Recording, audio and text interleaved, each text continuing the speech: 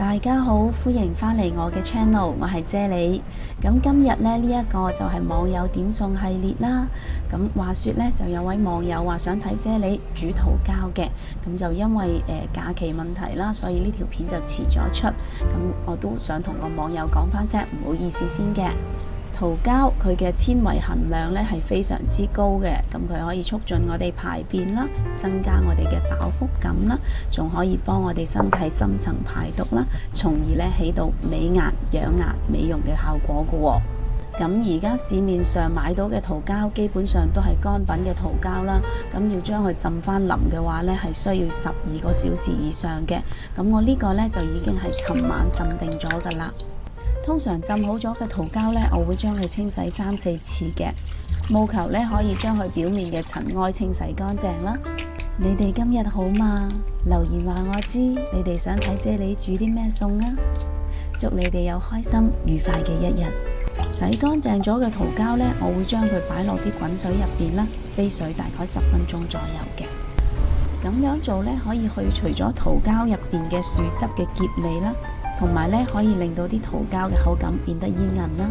飛完水之後，擺埋一邊備用先。蒜心啦，佢含有非常之豐富嘅纖維素啦，而纖維素咧就可以令到我哋嘅腸道蠕動啦，從而咧可以改善我哋嘅便秘問題啦。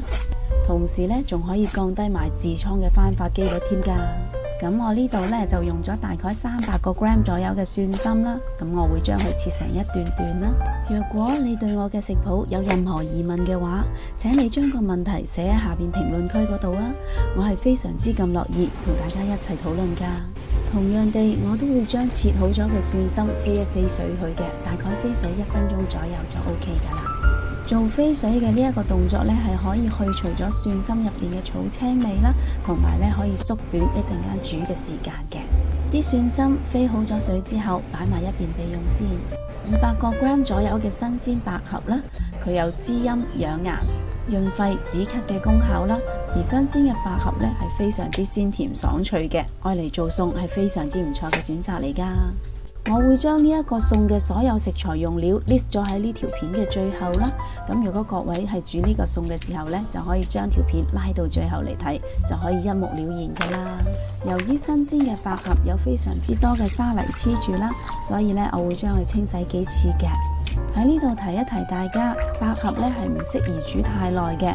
如果百合煮得太耐嘅話，佢所有嘅藥用價值就會冇晒噶啦。我會用個中大火燒熱大概2個湯羹左右嘅油啦，跟住將蒜心同埋桃膠倒落嚟炒一炒佢，大概炒2分鐘左右啦。因為桃膠同蒜心喺飛水嘅時候呢，基本上已經熟咗噶啦，所以呢炒嘅時候就唔需要炒太耐噶啦。炒咗大概2分鐘之後，就可以將啲百合倒埋落嚟一齊炒下佢啦。至於調味方面，我會用1茶羹嘅糖啦，1/4茶羹嘅鹽啦，1/4茶羹嘅鮮菇粉啦，嚟同呢個餸調味嘅。百合就唔需要炒太耐嘅，炒到啲百合見到佢微微地透明，即係話佢已經係熟咗噶啦。睇下啲桃膠煮到晶瑩剔透，幾靚！啲桃膠咬落煙煙韌韌，仲有少少彈牙。口感呢就好似食緊海參咁樣，真係非常之好味啊！而蒜心同百合食落又爽又甜，真係好好味噶。呢個雖然係一個素菜，但係口感層次係非常之豐富嘅。不如你哋今晚都試下煮呢個咁簡單又有益嘅餸啦。若果你都中意我嘅食譜，請你俾 like 同埋留言話我知啦。記得訂閱我嘅 channel， 順便撳埋隔籬個鐘仔啊！多謝晒你哋嘅收睇，我哋下一個食譜再見啦，拜拜。